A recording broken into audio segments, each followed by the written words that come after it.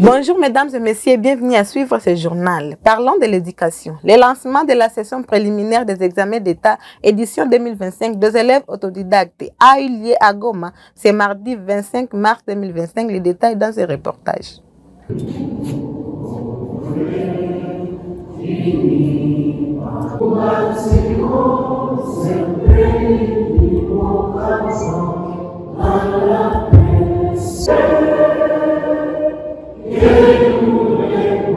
C'est par l'hymne national qu'a débuté la séance du lancement de la session ordinaire des examens d'État édition 2025 des élèves autodidactes en province éducationnelle Nord Kivu 1, Sud Kivu 1 et Sud Kivu 3, les zones sous occupation de l'AFC 123. Ce lancement a été fait par les autorités provinciales comme scolaires, dont l'inspecteur principal provincial de l'éducation, Sonsten Panka, le directeur de la province éducationnelle Lik Baweza Kabanko et la conseillère du gouverneur en matière de l'éducation, Madame Chantal Moureketete, qui ont tous donné un message d'encouragement aux candidats de Goma. Chers lauréats, nous vous demandons de travailler calmement. Comme vient de le dire l'inspecteur principal, dans la sérénité, en vue de maximiser votre chance de réussite. Vous devez compter sur votre savoir-faire, sur vos compétences de discernement, car votre diplôme n'est pas celui de votre voisin. Chacun pour soi et Dieu pour tous. Pour cette édition, un total de 305 candidats va prendre part à ces épreuves, dont 200 au centre de Goma, 70 à Rutshuru et 35 à Kigali, à l'école congolaise. Nous avons au total 305, 200 aussi dans ce centre, 70 à Rutshuru et 35 à Kigali. Comme je le dis toujours, hein, l'éducation est apolitique. Donc c'est dans cet esprit-là que tous nous agissons. Parce que les enfants doivent pouvoir étudier et passer leurs examens en toute quiétude, quel que soit l'espace dans lequel ils se trouvent.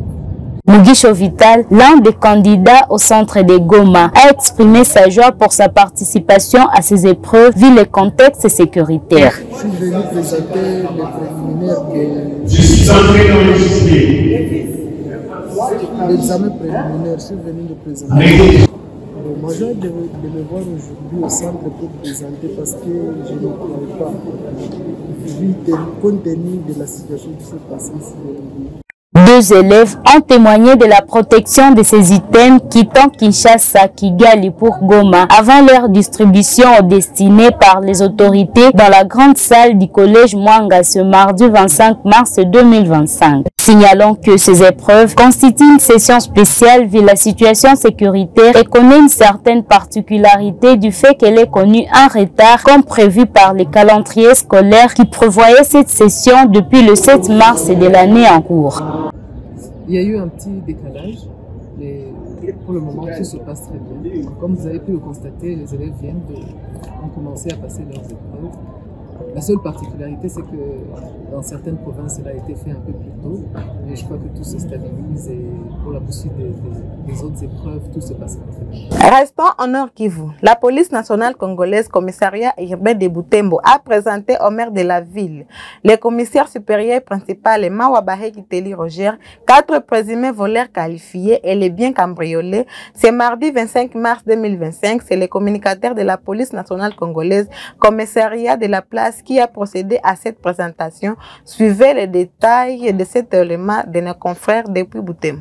Je vais commencer par d'abord signaler que pendant que les autres sont en train de se poumonner et implorer la grâce de Dieu pour le retour de la paix dans la région et en ville de Butembo, mais d'autres par contre préfèrent toujours embêter la population à voler ses biens et à déranger la paisible de la population. C'est ainsi que la police ne peut pas baisser la garde. Nous sommes à pied d'œuvre et nous allons continuer à les traquer et à les arrêter. Ces hommes que vous voyez ici et la petite dame ici sont accusés de plusieurs faits. Mais c'est ici, Kassereka Maouloua Sefa, alias Tigre, lui et ce groupe avaient brûlé dans une station quelque part ici, dans un kiosque où ils avaient volé beaucoup de biens. Alors ils étaient recherchés depuis le 22 février. Mais grâce à la vigilance de la population et la collaboration de la population, nos services ont réussi à mettre la main dessus. Pendant qu'il était recherché, on a été surpris d'aller trouver madame ici que vous voyez là-bas, Amis Zabibou Gaïla, enfermée dans une chambre de l'hôtel Gethsemane. C'est ainsi qu'on a mis la main dessus. Et lui, il a été quand même collaborant avec nos services. Il a commencé à indiquer là où ils allaient vendre les biens et son groupe. Il travaille souvent avec M. Mumbere Kasuka Bénédiction. Ça, c'est le premier groupe.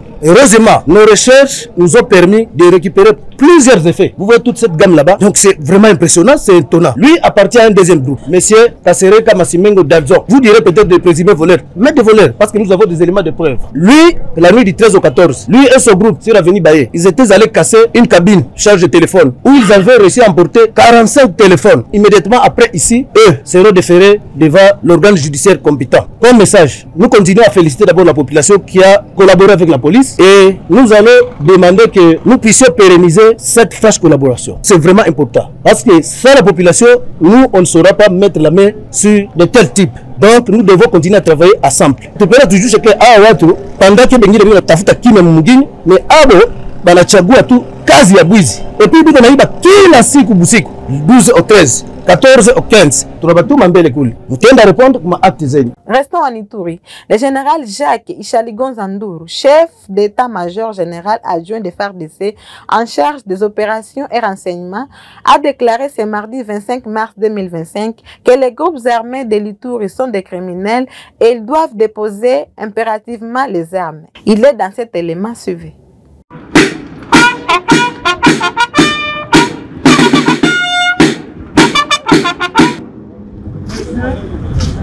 État-major général, armes d'opération et renseignement, mon général, détachement d'honneur, la 32e région militaire, garnison de côte. Rendez pour vous accueillir, pour rendre les honneurs, occasion de votre plaisir de travail. Après les honneurs militaires, ici à l'aéroport Morongo de Bounia, la délégation du chef d'état-major général, adjoint en charge des opérations et renseignements, s'est rendu au gouvernorat de la province de l'Ituri. Là-bas, un tête-à-tête avec le gouverneur militaire et commandant des opérations, le lieutenant-général Luboyan Kanchamadjoni, aux côtés des commandants de grandes unités, a eu lieu. Le numéro 1 de la province de l'Ituri a brossé brièvement la situation sécuritaire et opérationnelle de sa province. Au sorti, le représentant personnel du chef d'état-major général de forces armées a dévoilé à la presse l'objectif de sa mission. Voir la situation sur le terrain, comment ça se passe ici avec le général Johnny Luboyaka Chama qui est le gouverneur militaire et commandant des opérations. C'est-à-dire la mission c'est pour l'inspection des troupes et une mission de commandement. Il a invité tous les groupes armés à déposer les armes sans aucune condition. On appelle à tous les groupes armés de déposer les armes et de suivre le processus PDDSS pour donner à la population de l'Ituri la paix. Les groupes armés, on n'en a pas besoin. Si de l'autre côté, il y a les VDP, les volontaires pour la défense de la patrie, ils sont en train de combattre contre l'ennemi. Mais ici, les groupes armés de l'Ituri sont des criminels. Sont en train de tuer les gens. Ce n'est pas les groupes armés qu'on peut dorloter, ils doivent déposer impérativement les armes. Le lieutenant-général Charingon Zandour Jacques a également confirmé la poursuite des opérations conjointes en Ituri entre les forces armées et l'UPDF en vue d'éradiquer complètement les poches d'insécurité dans certains coins de la province. Parlons de consultations à Kinshasa. L'objectif, c'est l'unité du pays et la cohésion nationale, dit Jean-Pierre Bemba, qui veut que nous puissions défendre tous la même idée, l'intégrité territoriale de notre pays. La souveraineté et l'indépendance de notre pays, ce sont des principes non négociables, insiste-t-il, lors de la tenue des consultations politiques à Kinshasa, au deuxième jour. Il est dans ses propos nous partagés par Actu 30. Suivez. Bien, je suis venu répondre à l'invitation du Conseil spécial du chef de l'État en matière de sécurité qui a suivi dans les instructions du président de la République, qui était de consulter en vue de la formation d'un gouvernement de large union nationale. Ce qui est important, ce que nous avons discuté, bien sûr, je laisse ça à la primeur du Conseil spécial de faire bien sûr son rapport au chef de l'État, mais les objectifs qu'on veut atteindre, c'est l'unité du pays, c'est la cohésion nationale, c'est que nous puissions défendre la même idée, nous tous, la population congolaise, les hommes politiques, la société civile, que l'intégrité territoriale de notre pays, la souveraineté de notre pays, l'indépendance de notre pays. Ce sont des principes qui sont non négociables. Pour tout ça, il faut que, et la volonté que nous avons compris du chef de l'État, c'est d'appeler tous les fils et filles de ce pays, de se mettre tous unis derrière le président de la République, qui est le commandant suprême également de nos armées qui fournissent des efforts très importants pour pouvoir assurer la sécurité de nos territoires. Nous sommes attaqués, vous le savez, par un pays qui est le Rwanda pour la 4e fois. Notre objectif, et je pense que devrait être de pouvoir regagner l'ensemble du territoire national, de recouvrir l'intégrité territoriale et surtout de libérer nos populations du nord et du sud Kivu qui subit aujourd'hui, par cette invasion du Rwanda, les affres de la guerre, les tueries, les viols quotidiens que nous entendons. Voilà un peu, de manière succincte, la raison pour laquelle j'ai pu répondre ici à l'invitation du Conseil spécial et ses collaborateurs pour cette question de consultation. Et au regard de ces grands défis qui attendent la République demain, des réponses doivent être livrées. Un gouvernement de la Réunion nationale, vous avez parlé du gouvernement, du profit. Bon, on a parlé de tout, mais il faut laisser au chef de l'État l'appréciation de voir comment est-ce qu'il va pouvoir organiser tout ça. Mais soyons vraiment tous unis, sans exclusion, devant cette idée. Et pour finir ces actualités, les responsables du programme des Nations Unies pour le développement ont été reçus par l'inspecteur général des finances, chef de service Gilles Alingeti. Les détails dans ce reportage de la cellule de communication de l'IGF. Une délégation du programme des Nations Unies pour le développement PNUD a été reçue ce lundi à l'inspection générale de finances. Les ordres de Gilles Alingeti, inspecteur général de finances, chef de service, étaient conduits par le représentant résident en RDC, Damien Mama. Les échanges ont tourné autour de l'évaluation de la coopération entre l'inspection générale de finances et le PNUD. Il faut noter que l'IGF bénéficie depuis plusieurs années de l'appui technique du PNUD dans le domaine de l'informatique. Un logiciel du traitement ou d'analyse de données dont du PNUD à l'IGF a été essentiel dans le travail des inspecteurs des finances et de l'administration de ce service de contrôle supérieur. Plusieurs dotations ont fait l'objet de ce partenariat de la part du PNUD, notamment des ordinateurs, des panneaux solaires ainsi que la licence pour l'exploitation du logiciel TeamMate et autres matériels. Les deux parties ont également fait le point sur la nécessité de retracer le besoin futur de l'IGF pour une intervention dans l'optique de consolider le partenariat dans le domaine de la lutte contre la corruption, a fait savoir à la presse le patron de l'IGF, l'inspecteur général de finances, chef de service Gilles Alingeti. C'était un moment d'échange fructueux pour une collaboration consolidée de part et d'autre, a reconnu le représentant pays du PNUD en RDC.